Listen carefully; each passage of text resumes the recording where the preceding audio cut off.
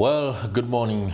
If you are joining us right about now on MorningAtNTV, many thanks to those who have been with us right from the start. We are getting underway and rolling the first of a series of broadcasts that will see our 360-degree coverage of the 63rd Independence Day celebrations tomorrow. And the Kickstarter this morning looks at Uganda's democratic transformation since independence, and we shall be looking at it through the lens of the young people. I'll be introducing my guests, but first things first. 60 years ago, on the 9th of October 1962, Uganda's first Prime Minister, Dr. Apolo Milton Obote, made these remarks in his stirring inaugural independence speech at Kololo airstrip. Then, first, we require political stability. My government will seek to maintain that stability by strict maintenance of law and order, by retaining the confidence of the voters, and by upholding the freedom of the individual.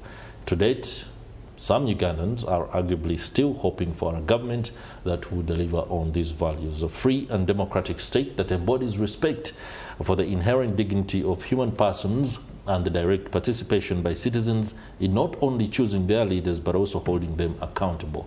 This morning, we are going to ask and seek perspective from gentlemen who were not there in 1962 but hold very good perspective of things that have unfolded. How do they see our independence right now?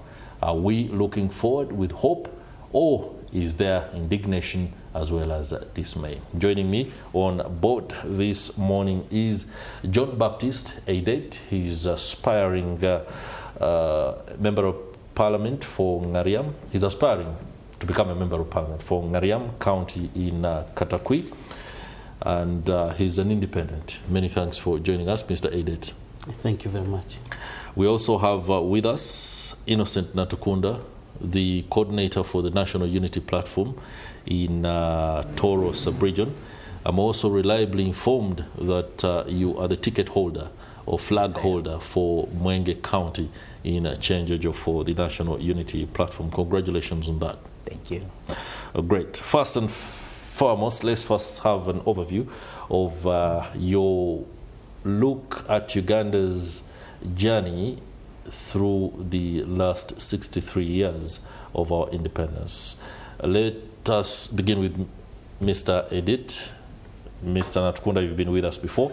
I think it's only African that we accord Mr. Adet the honors as the very first time visitor. What's your take on Uganda's 63 years? Uganda has come a long way. If you look at before the British rule, we had the kingdoms, monarchs, and then from there the British came and colonized us, and our forefathers fought hard and managed to get independence on October 9th, 1962. So that means we gained our freedom and our sovereignty as a nation, as Africans or Ugandans.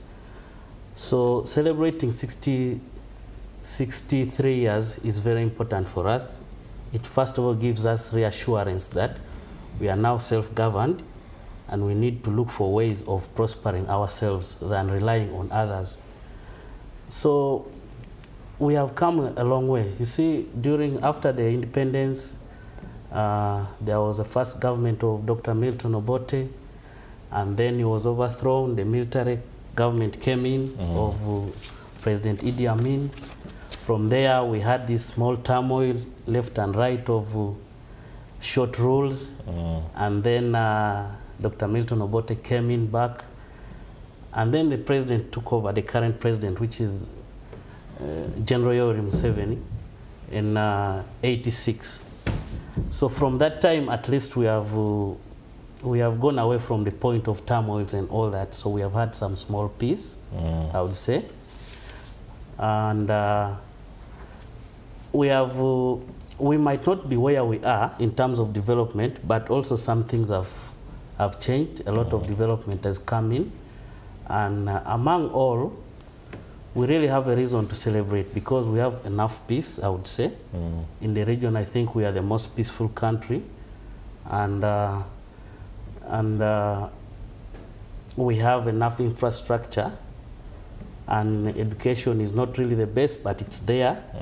So, and all these things have been fueled by peace, I would say, because there are very many countries which are struggling. I've been in several countries, and the peace is not good.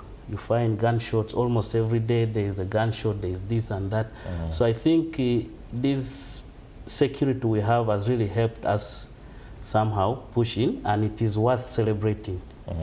That is why I would think that we have to celebrate these 63 years. Okay. Yeah. It is indeed very significant if that particular speech that was made at the then Kololo airstrip is anything to go by. Political stability is required in order for the rest of the other aspects to come into play. And many times the national resistance movement has gotten the credit for ensuring that that is maintained, and that the platforms and of course the ground and momentum for any other transformative activities and initiatives can be undertaken. I'll be returning to you shortly so we can understand what you mean by freedom and sovereignty. Are we really free? Are we really sovereign as a country? But allow me also register the overview of Mr. Natukunda in as far as the celebrations tomorrow are concerned. Well, Chris and the viewers, to me, I think independence had much essence to do with how our politics is running, the freedom of speech, freedom of expression, our protection of human rights, because we understand that before our independence, during the colonial times, we had so much to do with slave trade and other dubious things. But then the overview is that we have transformed from the colonialism of a white man to the colonialism of a black man. I do not think that Uganda is independent as per se, but it's only that we changed the form. Because what we saw in the previous times, like slave trade has only been modernized, whereby each and every year we are having a number of people paid to the abroad to do some skilled jobs, to be housemaids and other things. And I don't think we've also seen the essence of independence, since from the time of we attained independence, it is many of us have only seen one president, and that has a lot to do with the reason why we are seeing a lot of a very worse political atmosphere to do with abductions, arrests. Of course, democracy is in question. We have not seen elections come whereby Ugandans have a right to vote for their own in a free and fair election. But we've also seen some bit of retardation in terms of development. When I look at the education system, for instance, I understand that institutions like Makerere were almost Africa's Harvard. Today, the goal of Makerere is different. When you look at almost in every region, we had those sound schools that were owned by government and doing very well. We had the Jakasulas of those times, missionary schools, the Paul Muilu, Muilu College. We had Soga College Miri, yes, Tooro College, College Kachonga. Yes, okay. All those schools were sound schools that had too much glory for education, which we think now it's a different story. It's only those schools that are maybe city-centered and owned by those who are in top government that try to maneuver through the private sector. But most of the government schools have lost shape, have lost direction, and which is why you see that as we talk now, many students are at home for the ongoing industrial action of the teachers, which is mandatory and also lawful. When we look at our state of infrastructure, you realize that as we talk now, our country is standing at 15,966 kilometers, whereby only 3.9% is tarmac. I think our progress is very, very slow, and that can also be attributed to protected corruption, whereby each and every year we are losing 10 trillion in corruption scandals. And this must be worrying, that our progress has issues and has too much question to deal with if we are a progressive country that should be celebrating independence. Because it wouldn't be a point if this corruption was being managed and manhandled to limit others to come into that kind of game. But this is something that we have seen come year after year, and nothing much is being done to address that. And I think it is also important for us to take note that our country, as we talk today, we are at a public debt of 116 point something trillion as a public debt. And the records show that our debt per capita, which is obtained after dividing the number of the total debt by the number of Ugandans, who are 48 million, we find ourselves at 3 million, meaning that if we are to pay this debt as a country, each and every Ugandan will be able to raise 3 million. And you ask yourself, me, Natukunda, who has been in my own struggle, and the government officials are enjoying this money they are borrowing in the name of infrastructure development and other things. Freely take this money, nothing's done to them, and then you come to Natukunda to pay, and the other Ugandans. I think there's a problem that we are not doing fine in terms of independence, and we are more into a military state when it comes to our political atmosphere. Okay, I'll be asking you questions on what you see as the positives that can act as building blocks for economic transformation. Because when one listens to you, no doubt it's a very bleak picture that you do paint. However, we must agree that there are building blocks upon which transformation can be achieved. There are low-hanging fruits that have been provided within the private sector, the streamlining of government agencies in order to ensure that they work better. And working better, I do mean that aspects including fighting corruption could be embedded in them. So please do prepare that perspective for us. But allow me return to Mr. Edit. He spoke about freedom and sovereignty. I want us to dig a little bit deeper into this and understand exactly freedom from who and from what? Sovereignty for who and from who? Because when you look at the current economic landscape, we tend to heavily depend on donors, especially when it comes to the funding of our budget. I don't know whether this is the sovereignty that we envisaged, or those that fought for independence in the run-up to 1962 envisaged, or it is a totally different thing altogether. And then the freedoms that we do enjoy and not enjoy as we go about life, especially when expressing and exercising our basic rights. Could you throw a little bit more light on that? Yes, when I talk about freedom, first of all, the freedom I meant was why we are celebrating the 63 years. That means we were free from the British colonial rule or the imperialism. We have evolved over time from that rule. We got our independence, and we went through the military rules, and right now we are in the multi-party system. So we have freedom to express ourselves. For example, you can, honestly, in Uganda right now, I've seen it in newspapers or in the media, even social media or what, someone can stand up and talk anything about the president. But there are countries where you cannot do that. You get it? So to me, that is freedom. We have the freedom of speech. Yes, there are things here and there. When you go overboard, maybe it is linked to computer misuse.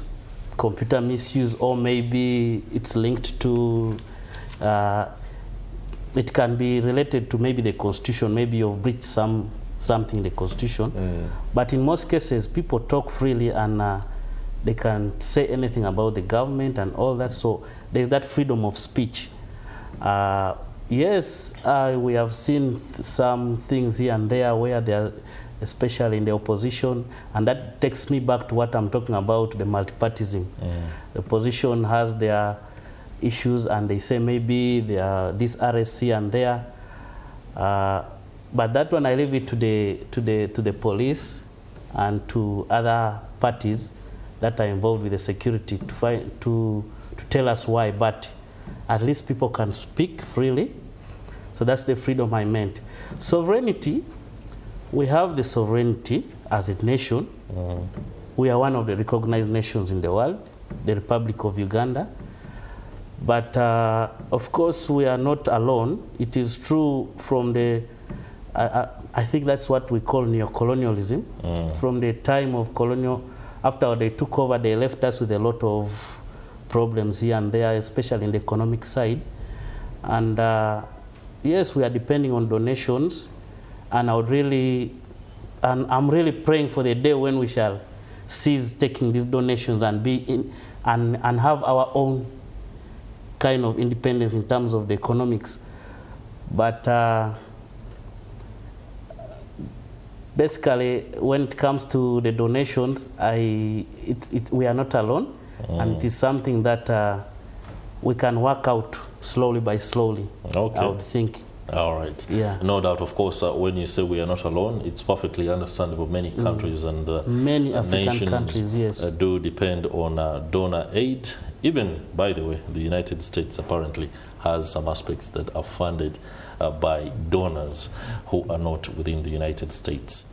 Mr. Natukunda, we need to look at the positives and see what the low-hanging fruits are, especially in forming the bedrock of transformation going forward. When you look at the youth in 1962, or the young political leaders at the time, and the youth and young political leaders today, is there a market difference in how these two approached the great questions of the day? I don't know whether it's clear, but the likes of Dr. Apolo Milton Obote and the Mosazis were not old men at the time. They were not. Yeah, they were young, vibrant, and had a lot of hope. We do have young political leaders today who espouse some of the ideals that these espoused in 1962 or thereabout. What is lacking? Well, Chris, the difference in the two generations of people, those who lived during that time and those who are living today, I think one, in multiple ways, I can say when it comes to specifically the political arena, it is that those who lived that time had space to do what they think they believed in, which is why you hear someone would come from university, go to the bush, and things can change the government. At the end of the day, he makes it, or he involves in an election and is given that political atmosphere, which is not the same today. But also, there was hope during that time that one can graduate from a university and is assured of an opportunity somewhere without being compromised or asked to manipulate the system, which is the norm of the day-to-day. But I do not want to mean that since then there has not been anything done. I would be wrong if I said that. But the question would be, if it is done, is it to the quality of the modern times? It is true that since then we have registered an expansion of infrastructure in terms of education. We have had so many schools, we have had so many universities. The country is now having about over 50 universities. But now the quality of the schools would be what we are questioning, and that tints the reason to why we think that yes, these baby steps have been made, not because we do not have the resources to make things the better way, but because these resources have been mismanaged to give us only what we are seeing, even when we appreciate and say, yes, this has been done, which has not been there, but now the quality of it is what is lacking. And I think what makes it more worse is that even what we had, for instance, the Grove of Mulago Hospital, today is different. We have had so many hospitals constructed. We have had them in different regions, but now the quality, the equipment, the staffing is what is lacking. The biggest challenge is that we have a mismatch of that which was qualifying by then and that which is fitting within the modern times of where we live. There is always that difference between this generation and the other generation, simply because of the modernization and transformation in and world over that we try to customize into our own living as a country. That's the main difference why we would see a shift between the youth today and the youth of the other days, but also the focus. Chris, the other time, those days, people had much to do with what is pertaining the leadership of the country, how they are being governed, which I think the trend today has changed. What are we focusing on today? Majority of the youth have been lost into sports, into non-productive things, and many think that the issues to do with governance of this country do not concern them. This is so sad for us to note, and as we talk now, there are many young people who are not eligible to vote, and yet we are nearing into elections. They've not registered. They have not registered. They feel it is not something that bothers them, and some have lost hope because they think that the quality of elections we hold, the democracy we have in the country, has nothing much for them to have an impact and maybe influence change. So I find that the youth of that time, they had much hope, and compared to the youth of today, who are many compared to the other time, but many of them have turned to focus on other things than the development of the country, than patriotism of this country, and this informs why the government is investing a lot of money to convince them to love their own country, which would have been a mandatory obligation. Because if Chris, I am a citizen of this country, and I'm enjoying the benefits of being in this country, maybe I have a better standard of living. I am employed, and I'm empowered. I have a life-changing job. I have all the immunity to do what I can do. No one needs to invest in teaching me how to love this country. It's just like a parent who is bribing the child to call them the mother, because these things would be automatic. I would wake up and I'm happy, I am seeing everything is moving on well, and I'm like, I love Uganda. But now, by the fact that you come to put a budget, do the trainings, spend trillions of money to teach Ugandans how to love their country, it means there is a problem in the house. Interesting there. Mr. Edith, when Natukunda speaks about the apparent lack of focus or sense of direction for the generation today as compared to the young persons of 1962 or thereabout, I think we can largely agree, but also disagree. And I think it's all down to the fact that maybe the challenges that the other ones faced were far different from the challenges that you face today. You're a young man who is going into political office, and you have issues that you want to put across, or there are aspects that you believe, especially when it comes to public service and governance. I don't know whether your manifesto holds that true, or like they say, for this generation, it's about getting there and then figuring yourself out on account of the money that comes by being an MP. But before you do respond to that, allow us welcome Mr. Ronald Kwesiga. He is the Publicity Secretary at the NRM Entrepreneurs League. Many thanks for joining us. Thank you for having me. Great. I'll be coming to you very shortly. Mr. Edit, please submit. Yes, times have changed for sure.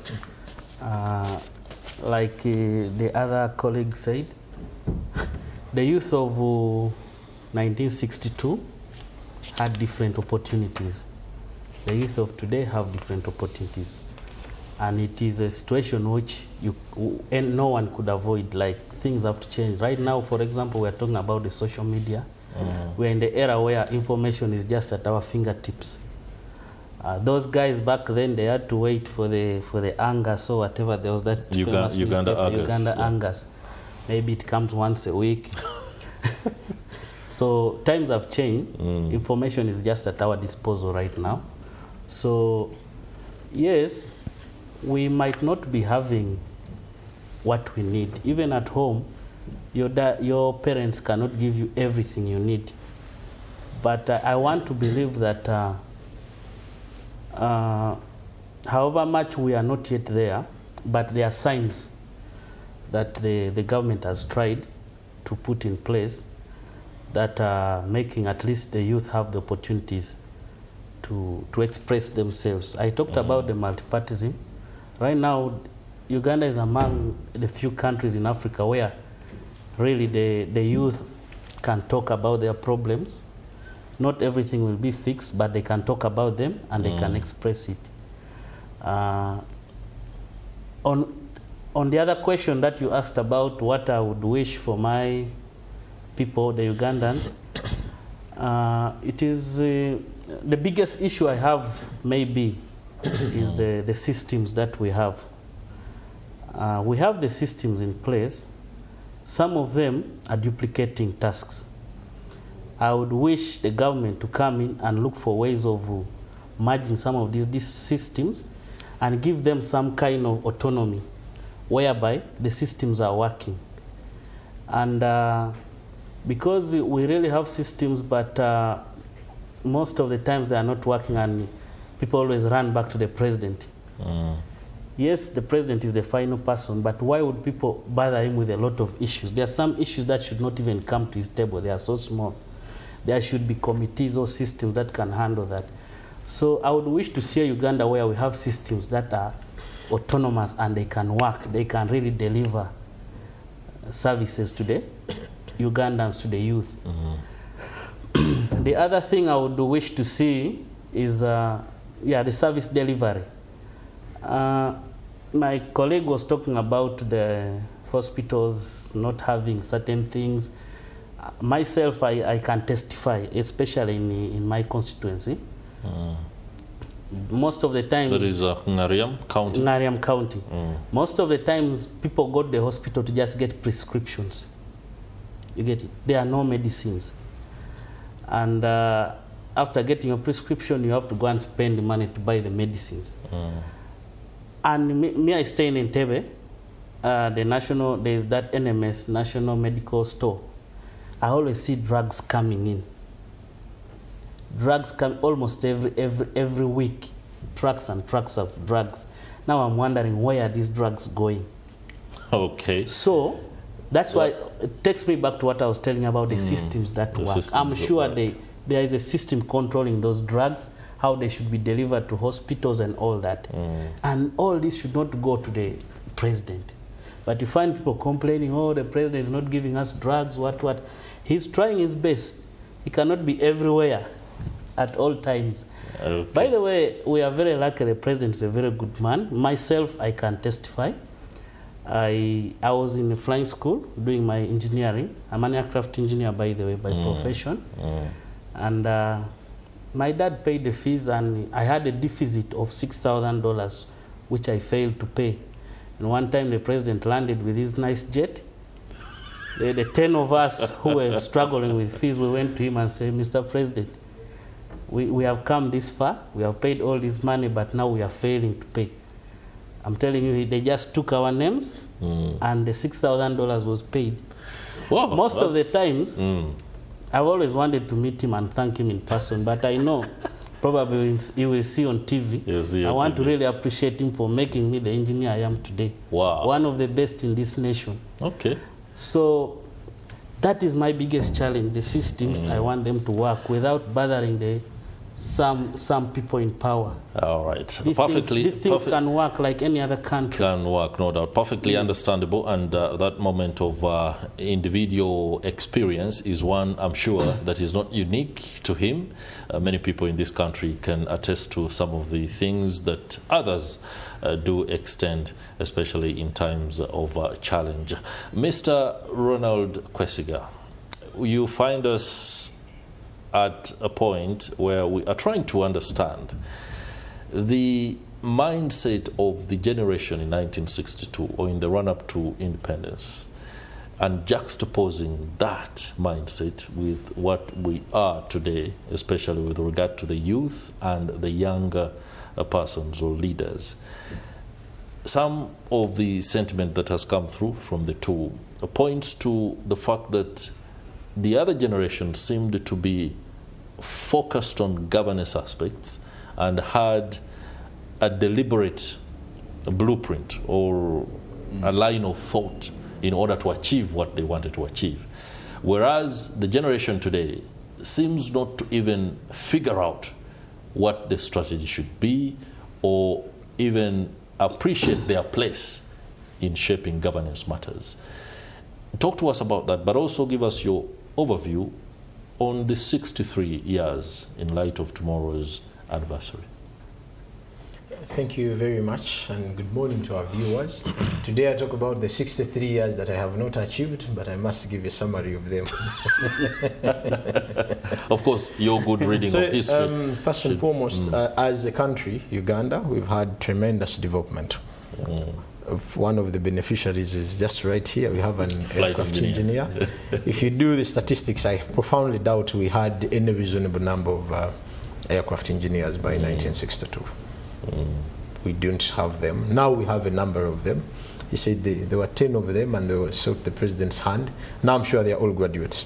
So we've registered tremendous success in the areas of education, democracy, security, peace, education, infrastructure development, among others. By 1962, we had only about 844 kilometers of tarmac. Today, we have over 6,000 kilometers of tarmac. There is still a long way to go, but we have registered some tremendous success, Because of the strides in our education, by 1962 we had about 2,000 schools, and they were largely all government owned.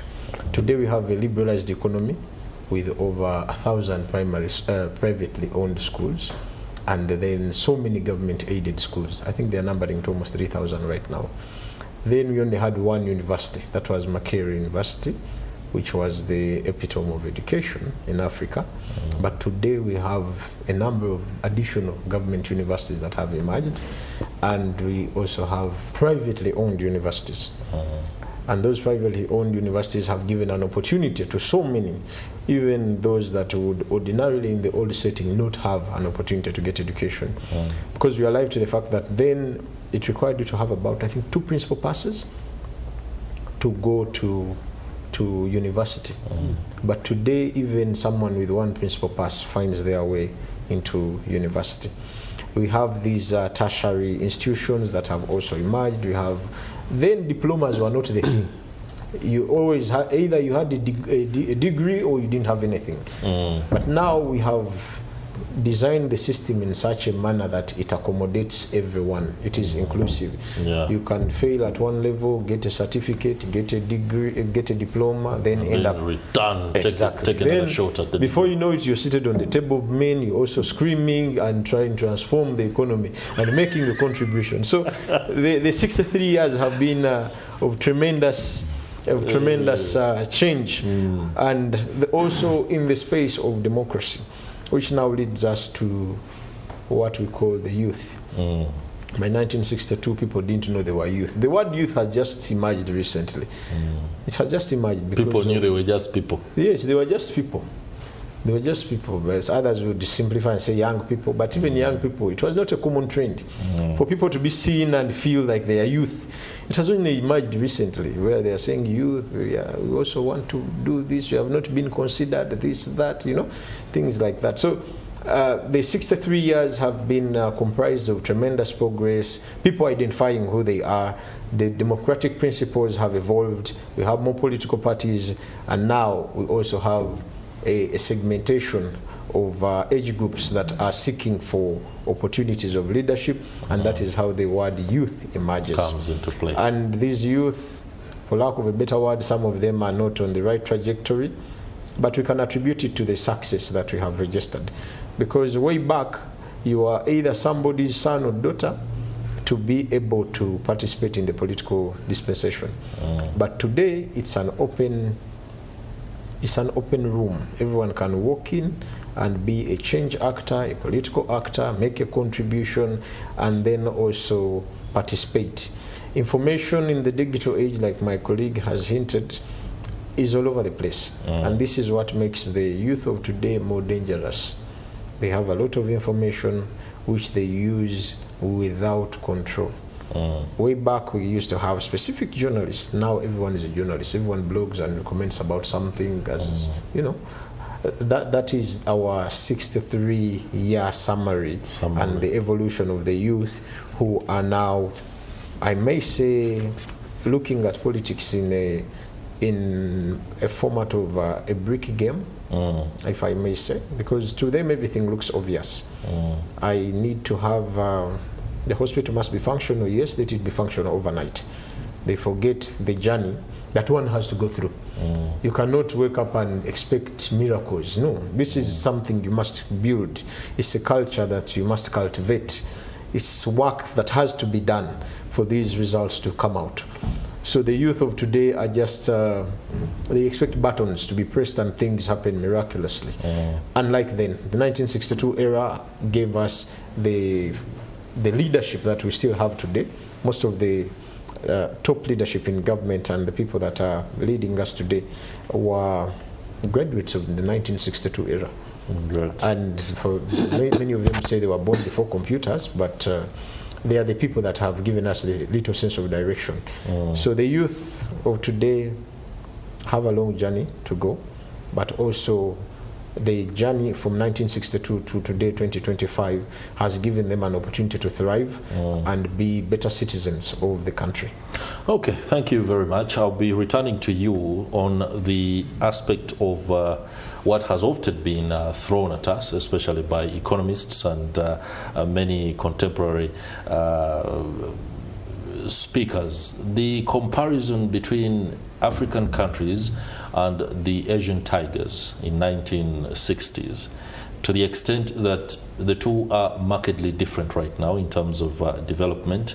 We do not know up until now what particular blueprint must work for Africa to experience exponential development as countries including Singapore and Malaysia did, because if the readings of history are anything to go by, we were pretty much at the same level 60 years ago. I'll be coming back to you for that. But allow me engage Mr. Natukunda.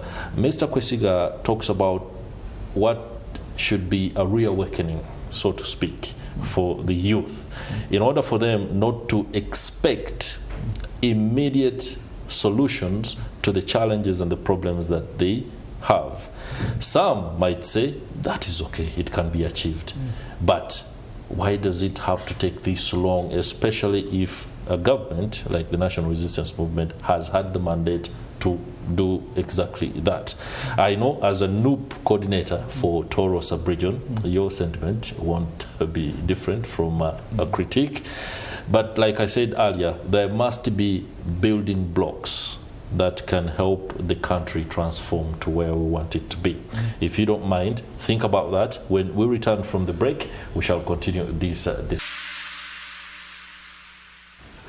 All right, interesting discussions behind the scenes as we ready ourselves for the second segment of the Kickstarter and continue our discussion on democratic transformation and Uganda's 63rd independence anniversary, and the celebrations are 24 hours from now. The preparations are underway here at Morning at NTV, and indeed NTV or Nation Media Group. The 360-degree coverage is being put together for a comprehensive look at what independence was planned to mean, what it means right now, and what could change or what we should be hoping for. In studio, we have Innocent Natukunda. Yes. You do share a name with a colleague, and you must forgive my slip of tongue. Coordinator for Tooro Subregion, Ronald Kwesiga, Publicity Secretary at the NRM Entrepreneurs League, as well as John Baptist Adit. He's aspiring a member of Parliament for Ngariam County on an independent dispensation, not ticket. There's a question I'd posed to you, yes, Mr. Natukunda, about the low-hanging fruits, but most importantly, what kind of shape should the awakening take? You spoke about social media and how it is used in a totally non-transformative way. We cannot, of course, put the youth on the spot for not knowing how to use what has been availed to them. There are many aspects that can be worked on here and there. So, submit on that. But it also had something to do with what he was just saying about being a question of time to be patient and things work out in that way, that maybe youth are not being patient, and that's why they want to be... They're in a rush to have things their way. Well, if I could take it from there, Chris, we must appreciate that 75%, over 75% of Ugandans are young people, and the monster in the house is unemployment, if you look at that age bracket, whereby young people graduate and they are not so sure of what to do and where to do it from. There is the element of being patient and not to rush would make sense. If Natukunda graduated 5 years ago and he has to wait for 1 year or 2 years to find a job, and maybe someone who graduates in the other 3 years ahead also is taking other 2 years, which is contrary. Today, the employment sector is completely marred by corruption, nepotism, and favorism, whereby some people, their jobs are reserved before they graduate, and others have to wait, like he says, that some things need patience. I am patiently waiting for a job, and someone is graduating, sits in office the next day.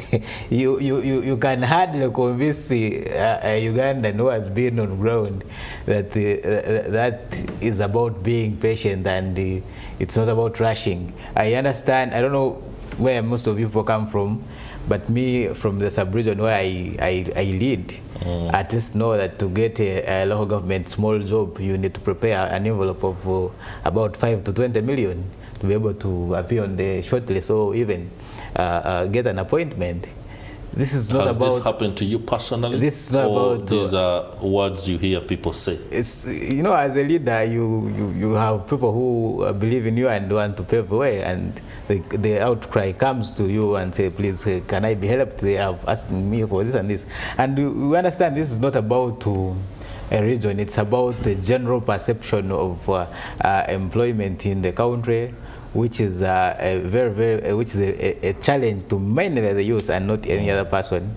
And of course, today's employment section, which would benefit majority of the youth without looking at who they are and where they come from, is also influenced by phone calls, which in other language they say gambanogu. You need to pick a call and you reach someone's office, and someone has to talk to a highly linked person in government to be able to qualify you for a job. I don't think youth would be happy or would have a position to be contented with the patience people are referring to.